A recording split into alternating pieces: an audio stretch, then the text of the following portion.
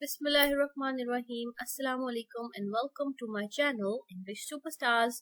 Don't forget to subscribe and hit the bell icon. Today we are going to talk about semantics and its theories. So let's read it together and let's learn together. Semantic refers to the meaning or interpretation of a word, phrase, sentence or text in the context of language and communication. So semantics deals with language and semantic also deals with the communication through language. It relates to how words and symbols convey specific meaning and how those meanings are understood by the speakers or readers. In the field of linguistics and natural language processing, semantics is concerned with the study of meaning in language and how words and their combinations convey information and represent concepts. Now remember, semantics deals with the meaning or interpretation of a word, phrase or sentence or text itself as well. So it deals with the communication through language, whereas pragmatic deals with the context and the words that convey a specific meaning in a specific context. So semantics is different from pragmatics.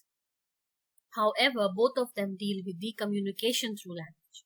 So there are three main types of semantics which are as follows: formal semantics, lexical semantics, and conceptual semantics. We are going to talk about the theories of semantics. First theory is naming theory, which is also known as nominalism. Naming theories, as proposed by Ferdinand de Saussure, posits that says that the relationship between a word is a signifier, and the concept it represents, the signified, is arbitrary.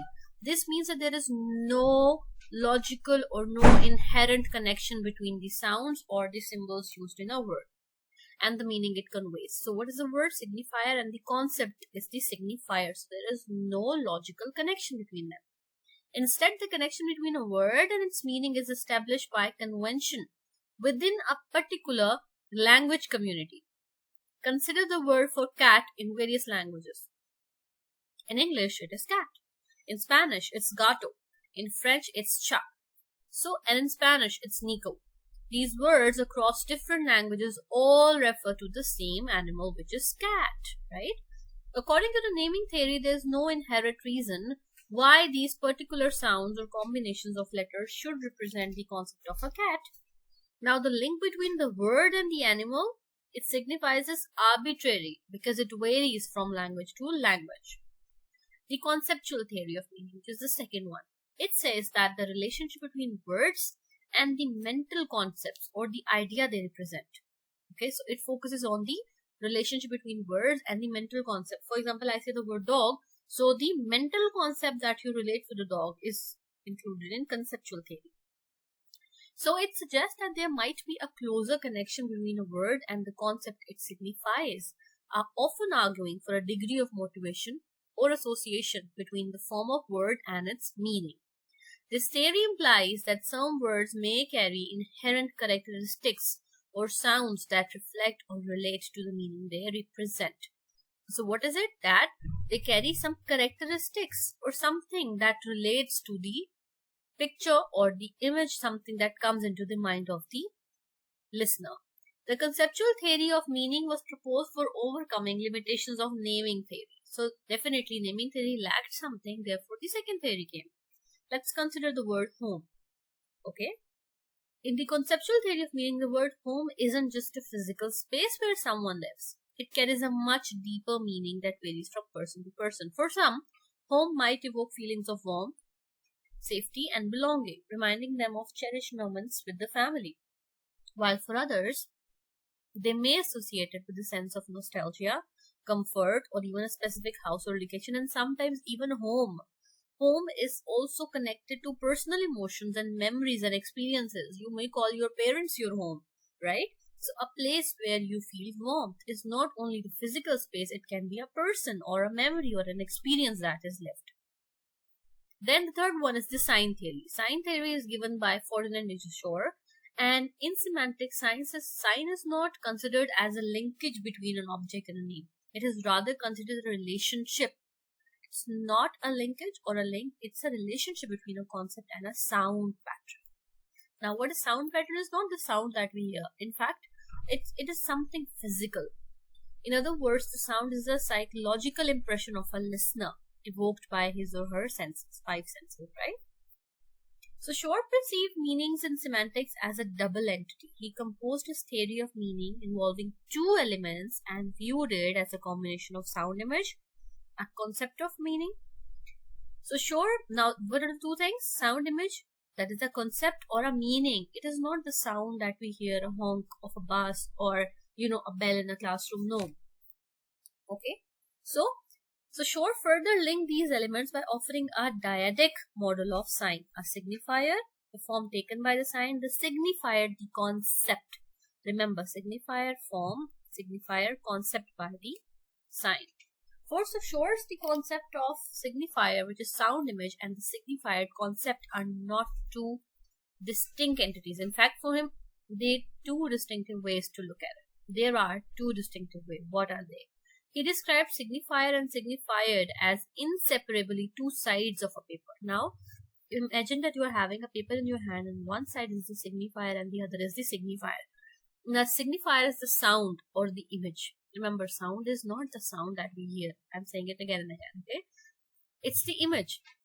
And the signifier is the concepts that we relate to it. So his two main ideas in the conceptual theory of meaning are given below. Number one, sound images. So Shor in his sign theory mentioned that linguistic units, sound images, and concepts are referred to them as the mental processes. Mentally, you think about it. They're involved in the creation of these entities. His aim was not at referring towards spoken or written words, but to the mental impression, as psychologically related terms are there, evoked by our senses with the discussion of a particular thing. He called it as a perception of viewing a certain thing. Sound system of our language, along with the mental linguistic unit, is referred as a sign. So what is it? When we say sign, the concept that comes in the mind, the mental process, that is sign. Okay. Now let's take the example of McDonald's. The signifier, I'm loving it, and the signifier is the M, the icon of McDonald's, are separably one. You can't have one without the other. The sign, sound, or image or impression in the mind is the logo M. Whenever we see it, for example, you're on the road and you see M, you know that, oh, this is McDonald's. And McDonald's main logo is, I'm loving it. So it represents McDonald's, and through our language system, we know that the image sounds mentally. Okay. So the connection between the two elements are made mentally without uttering or writing a single word. So this is what Shor calls as dual semantic unit, as a sign. Sign, signifier, and signified. Three things are included in the sign theory. The parts Shor calls the sound image as the mental semantic sign given to the thing is, meanwhile, the signifier is the sound created in our mind, okay, by a logo or an icon or a symbol or something.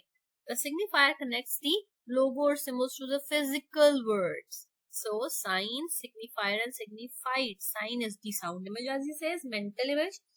Signifier is the logo or something that you see. And signified is the, what is it? It connects the two. It connects the sign and the signifier. So it connects these two and gives us a meaning. So Shor named signified as the part of the sign, which he names the concept or the mental association of the thing. The signified connects the meaning to the mental word. As Shor explains, the connection between all signifiers, which are sound images or linguistic signs. And what they are signifying? Their signified object or concept is arbitrary. It changes. It's not one. In other words, we can say both don't need to have any logical connection between one. Again, the word McDonald exemplifies this as well. How? When you see M written on your way, and you know this means McDonald's, right? And McDonald's logo is, I'm loving it. So all these things are connected, and you get to know, okay, it's a burger chain, so you can have burgers there. So all these things, this mental association is connected. Now, sign equals to signifier over signified. This is the sign theory. Here, signifier is things that give meaning, word or images. Signified is what is evoked in the mental mind, in the mental concept. And sign is anything that conveys meaning. So sign is basically these two things. Getting it? It's not a separate thing. It is these two things. It is equal to these two things. So that's all for today. Today we talked about semantics and its three major theories. In the next video, we will talk about the semiotic theory of triangle by Ogden and Riches. We're going to talk about reference, thoughts, referent, and symbols that are also important, limitations of conceptual theory of meanings, and we will conclude all of it. So don't forget to watch the next video as well. Like, subscribe, and leave your comments. Thank you so much for watching. Have a nice day. Allah Hafiz.